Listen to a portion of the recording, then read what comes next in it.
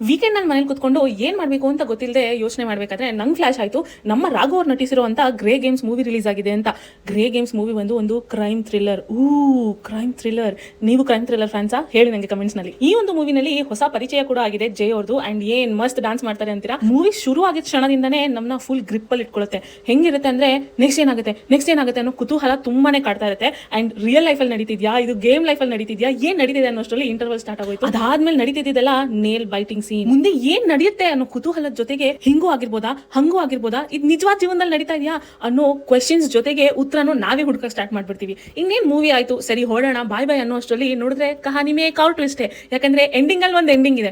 And ನಮ್ಮ ಮಿಸ್ಟ್ರಿನೆಲ್ಲ solve ಮಾಡುವಂತ ವಿಷಯ ನಡೆಯದೆ ಎಂಡಿಂಗ್ ನಲ್ಲಿ. ಅಷ್ಟೊಂದು ಸರಿ ಮೂವಿ ಆಯ್ತು ಹೊರಡೋಣ ಅನ್ನೋಷ್ಟರಲ್ಲಿ ನಮ್ಮ ಮೂವಿಯ ಕಾಸ್ಟ್ ಅಂಡ್ ಕ್ರೂ ಮೆಂಬರ್ಸ್ ನಮಗೆ ಒಂದು ಸರ್ಪ್ರೈಸ್ ವಿಸಿಟ್ ಕೊಟ್ಟರು. And that was so nice. ಎಷ್ಟು ಚೆನ್ನಾಗಿ ನಮ್ಮನ್ನೆಲ್ಲ ಮಾತಾಡ್ಸಿದ್ರು. ಇವಾಗಲೇ ಹೋಗಿ ನೀವು ಗ್ರೇ ಗೇಮ್ಸ್ ನ ನೋಡಿ ಒಳ್ಳೆ ಕಂಟೆಂಟ್ ಇರುವಂತಹ ಕನ್ನಡ ಮೂವೀಸ್ ನ, ಕನ್ನಡ ಕ್ರಿಯೇಟರ್ಸ್ ನ ಸಪೋರ್ಟ್ ಮಾಡಿ.